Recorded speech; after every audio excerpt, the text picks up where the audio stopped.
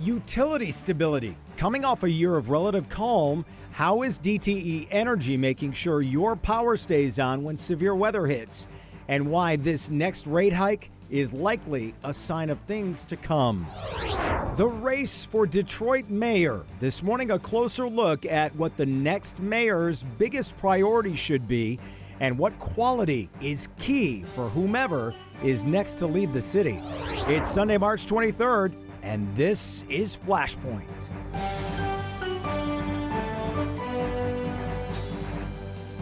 Good morning, everybody. If we have a good show today, I'm just saying, we're off to the Sweet 16, so let's do it. Hey, with 1 month until the filing deadline to run for Detroit mayor, we got another name this week. Businessman John Barlow, the latest to join the ever-growing field, which is now up to 9 official candidates by some counts, with a very good chance we're headed for a baker's dozen. Detroit is at a different point than it was 11 years ago when Mike Duggan took office, although some would argue this moment is even more critical for the city because of the momentum it has. So what should the next mayor focus on, both for the people and for themselves? We'll talk about it with our panel of guests. Also, this past week was Severe Weather Awareness Week, which you probably figured out around Wednesday afternoon at 1 o'clock when all the tornado sirens sounded.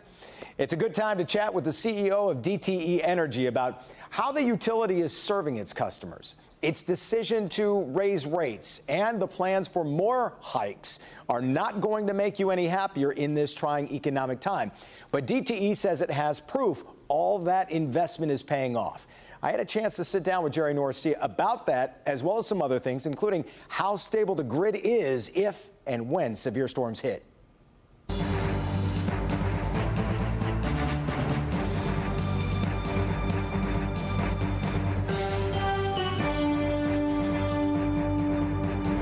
And here we are with the CEO of DTE, Jerry Norcia. And my first question is always, how is the grid these days? And I can't help but look behind us. Just walk me through what we're looking at back here. Sure. So this is our system operations center that we built in the late sort of 18, 19 through 2020. And then in 2022, we fully commissioned it. And our team moved in here. And this is a state-of-the-art building. And really, it was in preparation to fully automate our grid. We needed this building and all the control systems that are in this building in order to automate the grid so we can operate the grid from this location. So we can isolate outages, pinpoint outages, get to the outages faster, and then restore power as quickly as possible. So this is going to make a fundamental difference. It already has made a fundamental difference in how we're restoring power and how quickly we can restore power, because our controllers, system operators, which you met a few of them, can quickly diagnose, assess, and then give commands to the system, and also make it safe for our line workers who are in the field working to repair the damage. This was up and running in 23, which was a rough year of weather. Yes, it was in 23, so, yes. How did you get some real-time evidence that this was making a difference, even though I know customers were very frustrated that year? We did, and we were early on an automation journey in 2023, but we're far advanced just even 2 years later, and in 3 or 4 years we'll be completely automated. You know, as weather has gotten worse and worse in the state, you know, and it's attacking an older grid, we've had to do two things. One is we've had to fundamentally accelerate our journey towards modernization, but we really put a ramp up on automation, because what automation does is 60 to 70% of our outages are tree related, and I'll talk about our tree trimming program, but what this site does for us and the devices that we're putting on the field that report back here, we can isolate the outage immediately and restore all the customers on the other side of the outage. So we can restore 80% of the customers in minutes, sometimes seconds, versus having to wait an entire day to restore the other 80% of the customers. You kind of talk a little bit about the investment of this, and going back to 2015 to 19, there was $775 million investment, and in the last few years, several more, and there's more rate increases on the way. Is this part of the evidence that you point to when you have meetings or town hall, you go before the MPSC to say, hey, this is what we mean when we say there's evidence that that money is working? That's a great question. So just to take you back in history a little bit, 15 years ago we were putting $200 million a year into the grid. 10 years ago we ramped that up to $700 million a year. In the last 5 years we've put $1.5 billion a year into the grid. And over the next 5 years, we're going to ramp that again to $2 billion a year. And just to say, what's the evidence? I just got a few fun facts for you. So in the last 5 years, we replaced 100,000 poles, which is about 10% of the poles on the system. We've replaced 60,000 transformers, which is about 15% of our transformers. And we've replaced 5,000 miles of wire. So it just gives you a feel, some tangible evidence of the work that we're doing. And then if you ask, well, what is this doing for the grid? You know, we've seen just year over year about a 70% reduction in the duration of outages. And that's fundamentally driven by the investments that we're making that are starting to pay off, as well as, you know, last year we had a little less inclement weather. But even like last weekend, you know, we had 60-mile-an-hour winds at Metro Airport. And, you know, in 5-7 years ago, that would have been a 40,000 customer event. And we saw a very small fraction of that, and it was a non-event, essentially. We restored most of our customers in 2 or 3 hours, the ones that did go out. So we're starting to see a difference, a big difference. You still get pushback, obviously, when you talk about investments, or as a customer might call it a rate hike, including from always the Attorney General keeping an eye on it and pushes back. Why do you think when you point to statistics like that, and obviously it sounds like you want to make more investments, which means more rate hikes, why do you think you get that resistance? Is it simply that people just don't want to pay more right now? Well, let me speak to the facts, first of all. So if you look at our bills that our customer paid in 2020, 2021, and the bills that they're paying this year, it's approximately 2% higher, which is about $20 a year in total, $2 a month. Still a lot of money for some people, and I'll talk a bit about that. But you know, inflation generally has been about 20% in this country or more since over that same period. Which makes it hurt even more. Yeah, so you know, our superior cost management and the fact that we can operate our generation facilities completely has almost offset all of the rate increases, because we've had a reduction in fuel costs on customers' bills, and a reduction, and the fact that we're selling excess power onto the grid, all of that flows directly back to the customer. That's completely offset, you know, essentially offset the bill increases we've had over the last 5 years. So we got to talk about both, right? I think some of our people that, you know, and I think, you know, there's a lot of constituents that are doing their job, and they should, to try and keep bill increases as low as possible, and we want that too. But we also have to recognize that we've kept bills relatively flat over the last 5 years. And you mentioned last year, a relatively quiet year.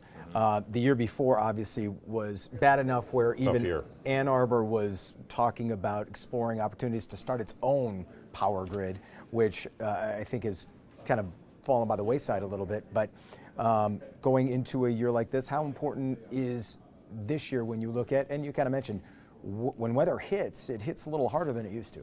It does, and so two things are working to our customers' favor here. One is the level of investment, and when we invest, it works. You know, when we rebuild entire circuits, you know, we'll see an 80-90% reduction in outages, and so that investment is fundamental. And I give you lots of examples in Detroit, like Corktown and other areas of Detroit where we've made these investments, and across the whole service territory that we serve. When we make the investments, they work. So that's number one. We got to keep going with that. We just got to be persistent, and we can't have episodic on and offs. Otherwise, we'll never get to the end of this. Secondly, we've fundamentally improved our restoration processes. So we've given a mandate, and at first it seemed like it was a crazy mandate that in any big storm, like tens of thousands of customers, we want to be restored within 48 hours. Yeah. And we're getting pretty close. Last year we got to about 95%, and we're marching towards 100%. So not only are we investing in the grid, we're also fundamentally changing the way we operate and how we respond to these storms, because they're becoming more frequent and more intense. And my mandate to the team is we got to be best in class, best in the country on this. And as a matter of fact, some utilities are starting to benchmark with us lately, just because we're improving so much. Do the tariffs from Washington, do those affect you in any way? And I know it kind of drug Canada into saying that there could be a power disruption. Does that affect DTE in any way? It doesn't, and I'll explain why. When we built our generation facilities, the equipment that produces power, all our power plants, we're self-sufficient, and actually on most days we're exporting power on the grid to our neighboring states and sometimes even to Canada. So from a DTE perspective, we're extremely well positioned. And as a matter of fact, the fact that we're able to export power, all the proceeds from that, as I was describing before, go right back to the customer. So when we sell excess power, we flow all those proceeds go right back to the customer, and that helps lower bills. Yeah. So the better our power plants run, the lower our bills are. Clearly. You were talking about tree trimming operations earlier. How is that process going? Full steam ahead more, or are you putting more investment into that as well? So we're investing about $200 million a year in tree trimming, which is pretty significant, and that's about a 400% increase from about a decade ago. And that we started doing that because we saw wind velocities above 40 miles an hour. The number of days where the wind was higher than 40 miles an hour increase at about a 45% slope. Like it keeps moving up every year. So our tree trimming was the first thing that we attacked. We needed to push trees further away from our wires. We're in our last year of a major surge. And so we've trimmed about 30,000 miles of trees, line miles. And as a matter of fact, this year we're starting to, about half of our miles are trimming miles we already trimmed. So every time we go in there, we push the trees back a little further. And that's had a huge impact. You get about a 70%, 80% impact as soon as you trim the trees. Yeah, it only takes one and all of a sudden you got a exactly. whole block out, right? Speaking of Washington and how it can kind of affect different things, when it comes to EVs, I know Washington has put it on the back burner, but as a major company, the automakers can't just pivot on a dime. Right. Does your commitment to EV stations and charging to both customers and charging stations throughout the state stay the same? We remain committed to it. I'll just give you some facts. So, we were connecting about 1,000 EVs a month before to our system 3 or 4 years ago. Now it's up to 2,000 a month. And the reason for that is there's a lot more product. And I got to tell you, we got the Silverados in our fleet, Chevy Silverados, and we got the F-150 Lightnings, great trucks. Yeah. And I drive around a Silverado. I also drive the F-150s in case Jim Farley's listening. And they're great vehicles. Both companies are making great EVs, and it's really consumer preference. But if you drive one, you'll love it. I mean, they are so quiet. And you charge up for 80 cents a gallon on DTE, so it works out pretty good. I got 1 minute, I'll let you go on this, and I can't help but always think the town halls that we saw in 2023, you heard a lot of harsh criticism. Do you keep that in mind as you go forward? I mean, you had a quiet year last year, but what do you take away from that? What do you keep in mind as you go forward as a company? What I heard in those town halls was very disappointing, right? We want to have perfection, and right now our grid is operating anywhere from 99.9% uptime to 99.97% uptime. And you might say, well, that's really good, but it doesn't feel really good when you don't have, if you're one of that 0.03% that's not up, right? So how that makes us feel here at DTE is we want to, service our customers the way they deserve to be served, which is with perfection. When you turn the switch on, you need the lights to come on. That's our journey. That's why we're investing, almost $2 billion a year into the grid every year. That's why we're constantly improving our processes to get faster and faster restoration. So we're coming at it from both ends. Mm-hmm. And I think if we execute on this 4-point plan, which is tree trimming, automation, this is evidence of automation, and we're putting hundreds of devices in the field. Third is pole top maintenance, which is not sexy stuff, which is replacing, thousands of poles every year, transformers, so on and so forth. And lastly, we're going to rebuild the really old part of our system, which takes the longest. We do all of that, we're going to achieve perfection for our customers. Jerry, thank you very much. Appreciate it. Thank you. I appreciate you Thanks, making the Jason. time. More Flashpoint right after this.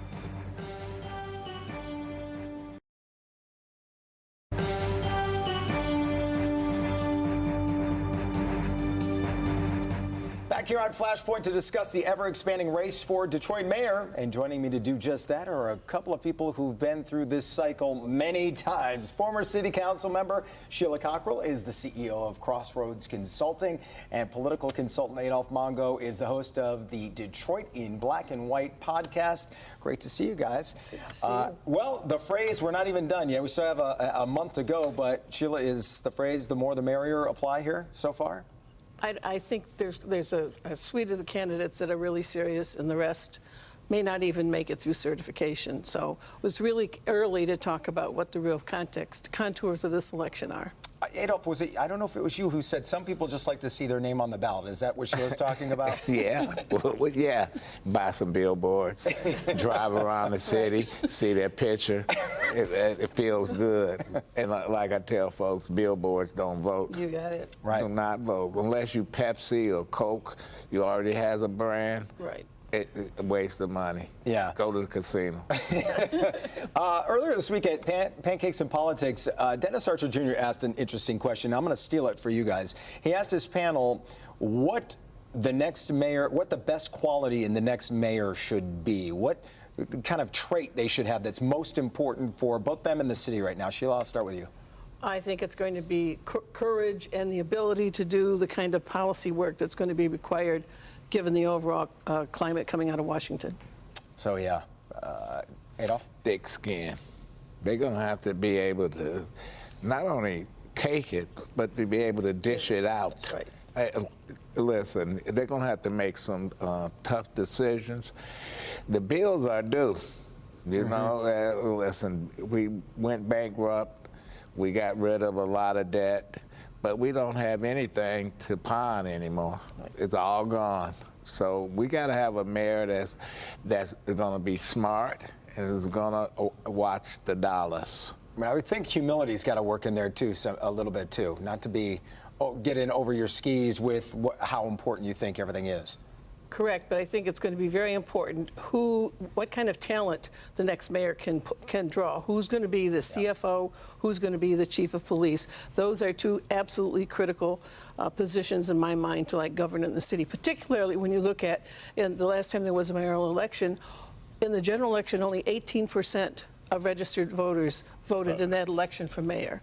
That is not a mandate to govern, and the necessity of having more grassroots support is going to be huge. Yeah, and you could make a case. It sounds like you both would agree, even though when Mayor Mike Duggan took office, that was obviously an important time for the city, but you can make the case that this is even more important because, like you said, the bills are due. Right. The bills are due. You got to build coalition. Yes.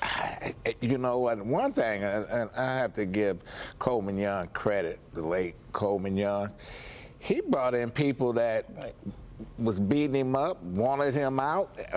And I was like, why are you hiring this person? This person don't like you. Hey, he brought them all together. You know, you're going to have to do that. You're going to have to bring some folks that you don't necessarily agree with, but they're good for the city. Right. And you got to have different views, because that's what's been the problem the last 20, 30 years. If you get everybody on the same, thinking the same, you know. Right. I think this is an election that's likely to bring generational change, which is in and of itself a important moment for the city of Detroit. And that's why it's super important that everyone work to increase the turnout of voters. Understanding nationally only 22% of the electorates trust government, down from 75% in 1958, and it's in that context that people make decisions about whether to vote or not. But you literally must vote in this mayoral election. If you think it's Tweedledee and Tweedledum, pick one.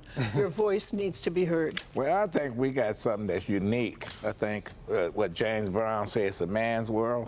I think it's a woman's world this time around, and I think that two ladies that's in the race, they got a real good chance of winning, not placing, but winning. Yeah.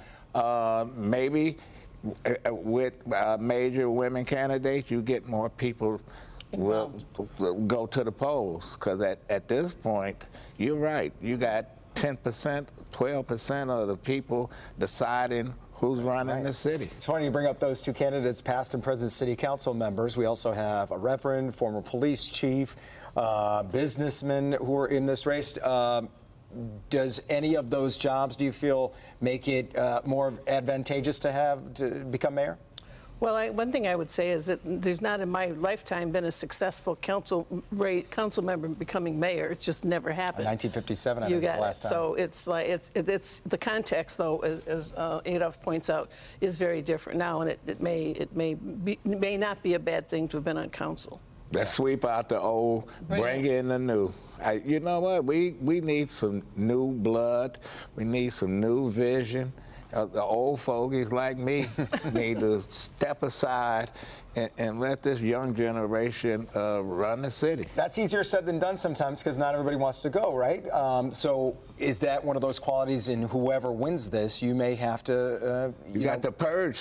You got to purge some folks. Yeah. But you know what? But just like any other organization, you need experience. Yes. So you don't get rid of all the old folks. You keep some experienced folks, and you keep them around, and you trust their advice. You need that voice in the back saying, I know where the bodies are buried. I know where the bombs are. Force Detroit, that might mean literally. Well, but also I think what's really important, going to be very important here, is how each and every candidate, both for mayor and council, what they know and understand about Project 2025 and what its impact is going to be on Detroit. It is going to be a monumental problem for whoever is in office, both mayor and council. As somebody, they're going to need to be a fighter in that case, obviously. Last thing, we more than 30 petitions went out. We have roughly 9 officially in. We could get more than that, likely get a few more. Do you think how many more do you think we'll see in the race, or do you think all the serious ones are in now? I think all the serious ones are in now, and they might not be in at the end of the day. You know, people make these stupid mistakes when they gather in petitions, signatures, etc. Yeah. They're not doubting. And they got to be certified. Yeah. So, I mean, turning in your petitions doesn't put you on the ballot. Certification does, so it'll be 4 days after the deadline before it's clear who makes it through. I mean, when I ran for council, one of the times we had, for council at large, there were like over 200 candidates. I mean, it was nuts. So I think I don't fixate on the number. I fixate on who is going to be on the table at the table after the certification deadline. Thanks so much, you guys. I enjoy talking about it. Adolph, Sheila. We're coming back. We'll finish up Flashpoint right after this.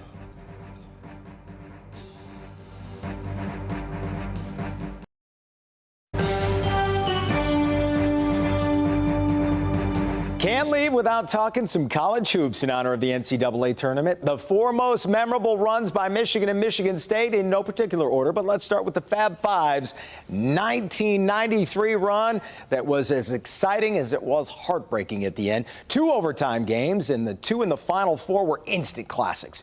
2000, the MSU Spartans won every game by at least 10 points, and Mateen Cleaves came off the bench in the championship game with a sprained ankle to finish off the title for Tom Izzo. There was another point guard leading the Spartans back in 1979, some guy named Irvin Magic Johnson. He and Greg Kelser head off Larry Bird and Indiana State in what is still the most watched NCAA championship game ever. And how can a team fire its head coach going into the tournament and have any chance? Well, that's what Bo Schembechler did in 1989, and Steve Fisher won his first 6 games as coach to take the title. Also helped you had a red-hot Glenn Rice on your side. What do you think? Hit me up at Flashpoint at clickondetroit.com. I'm Jason Colthorpe. We'll see you later.